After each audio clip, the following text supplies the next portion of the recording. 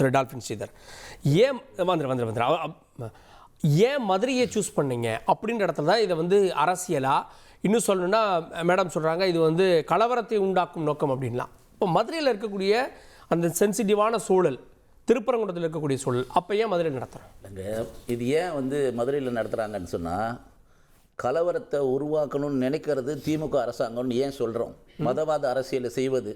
அங்கே மேலே சமணர் படுகை ஒரு குகையெல்லாம் இருக்குது. இங்கே ஒரு பச்சை கலர் முழுக்க பெயிண்ட் அடித்து ஒரு தேவையில்லாத ஒரு பதட்டத்தை ஏற்படுத்தினதுக்காக நாம் வந்து கடந்த 3 மாதத்துக்கு முன்னாடி இருந்து நம்ம அதுக்காக மனு கொடுத்துருக்கோம், காவல்துறையில் புகார் கொடுத்துருக்கோம். எந்த நடவடிக்கையுமே எடுக்கலை. ரெண்டாவது, ஆர்கியாலஜிக்கல் சர்வே ஆஃப் இந்தியாவிலும் சேர்ந்து அதுக்காக புகார் கொடுத்த பிறகு அதை நடவடிக்கை எடுக்காமல் அவங்க போய் அதில் வந்து அதை வண்ணத்தை வந்து பச்சை கலர் பூசின வண்ணத்தை வந்து அவங்க அழிக்க வேண்டியதாக இருந்தது. இது மாதிரி நடவடிக்கை எடுக்க வேண்டிய நேரத்தில் ஒரு சிறுபான்மை இது ஏதோ தாஜா பண்ணணும், ஒருத்தர் போய் அங்க அசைவ உணவை எடுத்துட்டு போய் சாப்பிடுறாரு, தரப்பினரை பேசி சமாதானப்படுத்தினது யாரு சார்?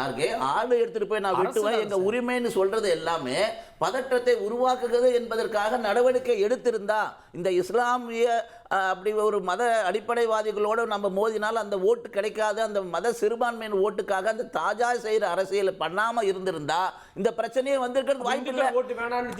இல்லைங்க, அவங்க யாரும் மொத்தமா ஓட்டு போடுவாங்க நினைக்கிறாங்க. அவங்க இது அவங்க எப்படி வேணான்னு முடிவு பண்ண போறாங்க? இப்பதான் இந்துக்கள் அவங்களை வேணான்னு முடிவு பண்ண போறாங்க.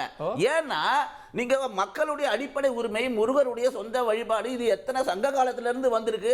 அவர் சொன்னாரு, அமைச்சர் சேகர் பாபு கூட சொன்னார்ல, சங்கிகள்னு. ஒரு வகையில சங்கிங்க தான். யாருன்னா இது இடைச்சங்கம் வச்சு வளர்த்த, தமிழ் வளர்த்த மதுரை கடைச்சங்கம், இடைச்சங்கம்னு தமிழ் சங்கம் வைத்து தமிழ் வளர்த்த அந்த சங்கிகள் தான் நானும். அந்த சங்கி தான் நானும். தமிழை வளர்த்த சங்கி தான் நானும். நானும் சங்கிகள் தான். அப்படிப்பட்ட ஒவ்வொரு தமிழும் சங்கிதாங்க. ஒவ்வொரு தமிழும் சங்கிதான். அதனால தமிழ் நாங்க சங்கிகள் நடத்துற மாநாடுன்னு சொன்னா நாங்க பெருமைப்படுறோம். ஹிந்தி கொண்டு வரீங்க, ஏன் சமஸ்கிருதம் திணிக்கிறீங்க? நாங்க யாரும் திணிக்கிறோம்? எங்க திணிக்கிறோம்? திரும்ப திரும்ப கேக்குறோம், எதுக்கு எதை முடிச்சு போறீங்க? தமிழ் ஆட்சி, இந்தியா முழுமைக்கு தமிழ் ஆட்சி இல்லையா? ரெண்டு விஷயம் சொல்றேன். நான் வந்து இந்த மாநாடு இல்ல சகோதரருக்கு ஒரு சங்க காலத்துல தமிழ் இருக்குல, ஆதி காலத்துல இருந்து இருக்கு. அந்த காலத்துல இருந்து தமிழ வந்து இந்தியா முழுமைக்கு கொண்டு வாங்க. திருப்பரங்குன்றம் கோயில் வேர்கோட்டம்னு வந்து நாகப்பா நாச்சியப்பன் எழுதின புத்தகத்துல இத்தனை 3000-4000 வருஷத்துக்கு முன்னாடி என்னைக்கு சிக்கந்தர் வந்திருப்பாரு, இதுல எத்தனை ஆயிரம் வருஷத்துக்கு முன்னாடி வந்ததுக்கான ஆதாரம் இருக்கு. ரெண்டாவது நான் என்ன சொல்றேன், இப்ப சகோதரர் வந்து இந்த மாநாடு பற்றிய வரலாறு, இந்த மாநாடு பற்றிய வரலாறு 13ஆம் நூற்றாண்டுல தான் வருது. இல்லங்க, இந்த மாநாடு கிட்டத்தட்ட வெற்றி அடைஞ்சதுன்னு நினைக்கிறேன். ஏன்னா சகோதரர் திருமாவளவன் வந்து அசிங்கமான பொம்மை இருக்கிறதெல்லாம் வந்து இந்து கோயில்லாம் சொல்லி பரிகாசம் பண்ற அளவுக்கு சொல்றது கேளுங்க. ஒரு விஷயம், நீங்க பேசுற விடுதலை சிறுத்தை கட்சியினுடைய பொறுப்பாளர் வந்து இன்னைக்கு முருகரை சாமி கும்பிடுறாரு இல்லையா, முருகரை வேண்டாரு இல்லையா, இது மாநாட்டுடைய வெற்றிங்க. இது ஒரு பகுத்தறிவு பேசுற விடுதலை சிறுத்தை இதெல்லாம் அதுதாங்க சொல்றோம். தமிழ் கடவுள் தான் முருகர், தமிழ் கடவுள் தான் இந்து கடவுள். முருகர் இந்து கடவுள், தமிழ் கடவுள். அமித்ஷா கேட்கிறார், இது வந்து சிக்கந்தர் மலை அப்படின்னு சொன்னது மத அரசியலுக்காக ஓட்டு வங்கிக்காக அமித்ஷா கேட்கிறார். அதுதாங்க சொல்றேன். மாநாடு பாஜக நடத்துது, பாஜக நடத்தல, முருக பக்தர்கள் நடத்துறாங்க. அமித்ஷா கேட்கிறாரு, முருக பக்தர்கள் நடத்துற மாநாட்டுல முருகர் மாநாடு ஒரு விஷயம் பார்த்துக்கோங்க. அறுபடை வீடுல திருப்பரங்குன்றம் மலையை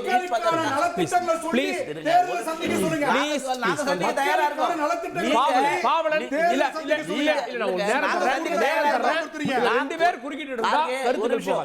மக்களுக்கான நலத்திட்டங்களை சொல்லி மக்களுக்கான சாதனைகள் சொல்றதுனால தான் இன்னைக்கு 18 மாநிலத்தில் நாங்க முதலமைச்சர் இருக்க. ஒரு நிமிஷம், நாங்க தொடர்ந்து 25 வருஷம் ஒரு ஸ்டேட்ல இருக்கோம், 18 வருஷம் இருக்கும், 5 தடவை இருக்கும்.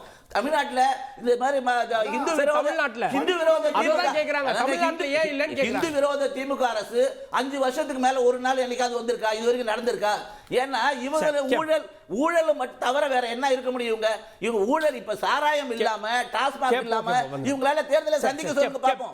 இந்த 26ல மக்கள் பார்த்துட்டு தான் இருக்காங்க. ஏன்னா ஒவ்வொரு விஷயத்துக்கும் இந்து போராட வேண்டியதா இருக்கு. இந்துக்கள்னா ஒண்ணு இல்ல. பாருங்க, ஒரே ஒரு விஷயம், அன்னைக்கு சேகர் பாபு வந்து திருச்செந்தூர்ல ஒரு சகோதரி அவங்க கிட்ட புகார் சொல்றாங்க, காலையில இருந்து நிக்கிறோம். எங்களுக்கு இதுவரைக்கும் நீங்க வந்து வழிபாட்டுக்கான வாய்ப்பு கொடுக்கல. ஒரு சிறுநீர் போறது கூட வாய்ப்பு இல்லை, ஏற்படுத்தி கொடுக்கல. அப்ப என்ன சொல்றாரு, ஒரு திமிரான வார்த்தை சொல்றாரு அமைச்சர். என்ன சொல்றாரு, நீங்க வந்து திருப்பதி போனீங்கன்னா மணிக்கணக்கில் 4 கணக்கில் நிப்பீங்க, இங்க நிக்க முடியாதான்? ஏங்க நீங்க கழிவறை ஏற்படுத்தி கொடுக்க சொன்னா அடிப்படை வசதி ஏற்படுத்தி இந்து சமய அறநிலையத்துறைக்கு என்ன வேலைங்க? அதை விட என்ன வேலை? எவ்வளவு ஒவ்வொரு நாளும் கோடிக்கணக்கான ரூபாய் வருமானங்க இந்து சமய அறநிலையத்துறைக்கு. போலி ஆன்மீகவாதி, முருகருடைய சொத்துக்களை முருகருடைய சொத்துக்களை பழனியில கோயில் சொத்துக்களை பிடிங்கி கொடுத்திருக்காரு, மக்கள்கிட்ட ஒப்படைச்சிருக்காரு.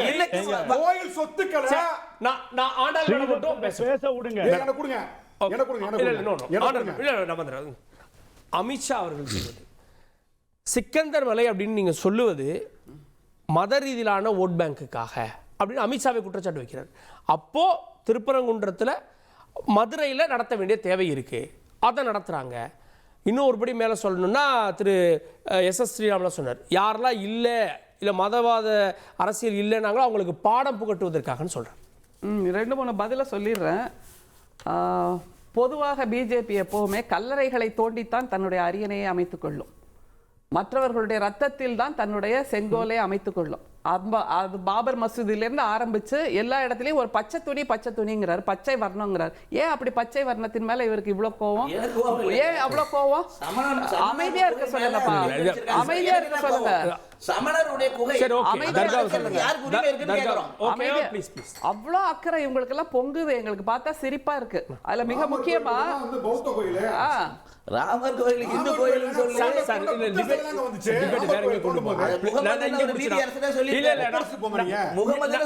மதுரையில் இந்த டிபேட் நடத்தும் நினைக்கிறேன். நீங்க உத்தரப்பிரதேசம் கொண்டு போறீங்க ப்ளீஸ். இறைவன் மீது நம்பிக்கை இல்லாதவர்கள் ஆன்டி ஹிந்து பார்ட்டி அப்படின்னு திரும்ப சொல்லிட்டு இருக்காங்க. ஒன்னே ஒண்ணு சொல்றேன், இந்து மதத்தை ஒழிக்க வேண்டும்ங்கிற நினைப்பு இருக்கிறவர்கள் நடத்துகின்ற இந்த ஆட்சி அப்படின்னு திரும்ப சொல்றாங்கல்ல. கோயில் நுழைவு போராட்டம் நாங்க ஏன் நடத்தினோம்? 50 ஆண்டு காலமா நீங்க உளறிட்டு இருக்கீங்க அப்படின்னு ஸ்ரீராமும் சொல்றாரு, ஐயாவும் சொல்றாங்க. கோயில் நுழைவு போராட்டம் நாங்க தான் நடத்தினோம்.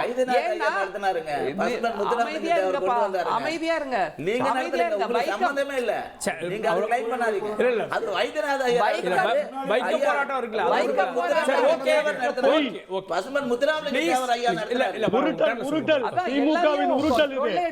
எல்லாரையும் இந்த சனாதனர்களிடமிருந்து மீட்க வேண்டும் அப்படிங்கிறதுக்காக தான் கோயில் நுழைவு போராட்டம், வைக்கம் போராட்டம் எல்லாத்தையும் நாங்க தமிழ்நாட்டில் நடத்தியிருக்கோம், எங்களுடைய முன்னோர்கள் நடத்தியிருக்காங்கிறத அவங்கள அமைதியா இருக்க சொல்லுங்க. அது ஒண்ணு. அடுத்தது குத்தாட்டம்ங்கிற ஒரு வார்த்தைக்கு பொங்கினார. தேவதாசிகள்ங்கிற சிஸ்டம் யாரால உருவாக்கப்பட்டது? அங்க அவர்களை கொண்டு போய் அந்த கோயில்ல வச்சுட்டு அவர்களை யார் பயன்படுத்தினார்கள்?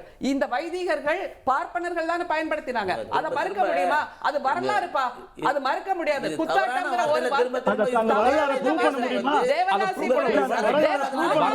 தேவதாசிகளை ஒழிப்பு சட்டம் எதற்காக கொண்டு வரப்பட்டது? இவர்கள் பயன்படுத்தினார்கள் அவங்களை மீட்டெடுக்கணுங்கிறதுக்காக தானே. அந்த தேவதாசிகளை மீட்டெடுக்க வேண்டும் என்பதற்காகத்தானே தேவதாசி முறை ஒழிப்பு சட்டம் கொண்டு வரப்பட்டது.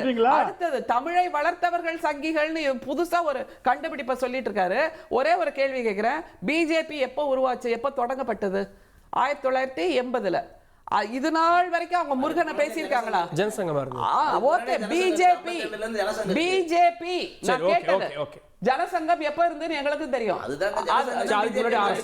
ஆர்எஸ்எஸ் அமைப்பு இதுதான் திரும்ப கிளை கழகமா எல்லாத்தையும் உருவாக்கி வச்சுட்டு இப்ப என்ன சொன்னாரு, இந்த மாநாட்டை பிஜேபி நடத்தல அப்படின்னு சேம் சைட் கோல் போட்டாரா இல்லையா? இதைத்தான் ஆரம்பத்துல சொன்னேன். ஏதாவது ஒரு கலவரம் நடந்தால் கூட ஏதாவது முருக பக்தர்கள் நடத்துறாங்க, இப்படிதான் கை கழுவிடுவாங்க. நான் சொன்னது இதுதான், முருக பக்தர்கள் நடத்துறாங்க. ஏதாவது ஒரு கலவரத்தை இவர்கள் உருவாக்க